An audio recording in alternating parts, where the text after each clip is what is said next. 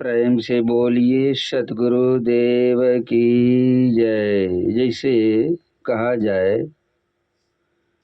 संत महात्मा बड़े जपी तपी होते हैं। हठ करके भक्ति को प्राप्त करता, जिस प्रकार से विद्यार्थी पढ़ते हैं, पढ़ करके जब ज्ञानी हो जाता है तो वह नौकरी के लिए हठ कर लेते हैं कि मैं ऐसी नौकरी लेकर ही मैं प्राप्त करके ही मैं छोड़ेंगे। मेहनत करते रहता है और वह नौकरी को प्राप्त कर लेता है। चाहे जैसा वो हठ करे नौकरी के लिए वैसा वह प्राप्त कर लेते हैं मेहनत के अनुकूल से। उसी प्रकार साधु महात्मा जब तप में हट करके जब जब उनकी पूरा हो जाने के बाद परमात्मा उसे भगवान कहिए परमात्मा कहिए आकर के वरदान देता है और वह वरदान को स्वीकार करते हैं कि ठीक है बाबा, हमें वरदान देना है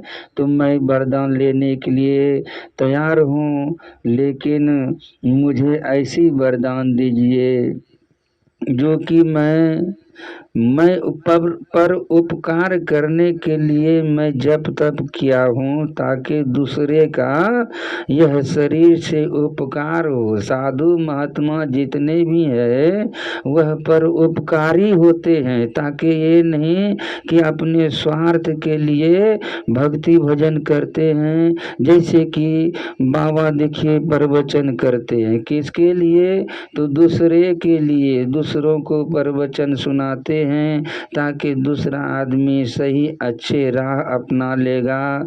तो वह सत्संग भजन में जुड़ने के बाद संत महात्मा को सेवा करेंगे। यह जिनकी जीव जो है दुर्गति से बचकर सदगति की ओर चले जाए, इसके लिए साधु महात्मा जो है पर उपकारी होता है। पर को उपकार करना, अपना स्वार्थी साधु नहीं होते हैं। उसी प्रकार उसे वरदान जब देना चाहा तो कहा ठीक है बाबा, ठीक है गुरुदेव, ठीक है परमात्मा, हमें वरदान देते हैं तो मैं वरदान ऐसा लेंगे जो कि लोगों का उपकार हो। मेरा एक गुना और दूसरे का दो दो गुना उपकार हो जाए, ऐसी वरदान हमको दीजिए।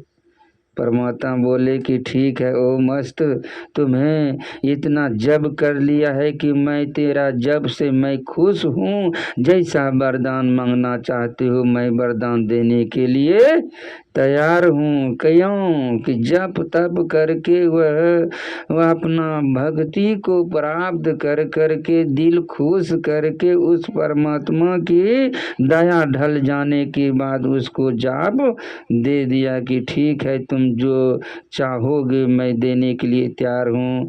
तो वह जपी साधु, जपी तपी साधु कहते हैं ठीक है, मुझे एक गुना हो और दूसरे का दो दो गुना हो, ऐसी हमको वरदान दीजिए। वह परमात्मा वरदान देख दिए हैं। अब यह साधु सोचने लगा कि मैं एक झोपड़ी है, एक कट्ठा जमीन है, इसी में मैं भक्ति भजन करता हूँ, लेकिन लोगों को क्या गति होगा। इसलिए परमात्मा से आराधना किया कि देखिए परमात्मा, मुझे एक कट्ठा जमीन है, दो कट्ठा जमीन हो जाए तो दूसरों को दो कट्ठा क्या चार कट्ठा हो गया जमीन। सोचा कि हाँ अब आपका दिया हुआ वरदान ठीक है। सोचने लगा कि मैं तो झोपड़ी में रहता हूँ, झोपड़ी में भजन कीर्तन कर लेता हूँ, लेकिन हमारी समाज ऐसी कैसे रहेगा। ऐसे कीजिए आप एक महल का मकान हमें भी दे दीजिए। झोपड़ी में चूता है, पानी बरसात होता है, खुट्टा बदलना पड़ता है या कुछ उसमें सामग्री डालना पड़ता है और लोगों को भी परेशानी है। हमको एक महल का मकान हो जाए। परमात्मा से आराधना किया तो परमात्मा उन्हें एक महल और दूसरे को दो दो महल का मकान हो गया। अब दूसरा आदमी सोचने लगा कि देखो यह कैसी साधु नादान साधु है।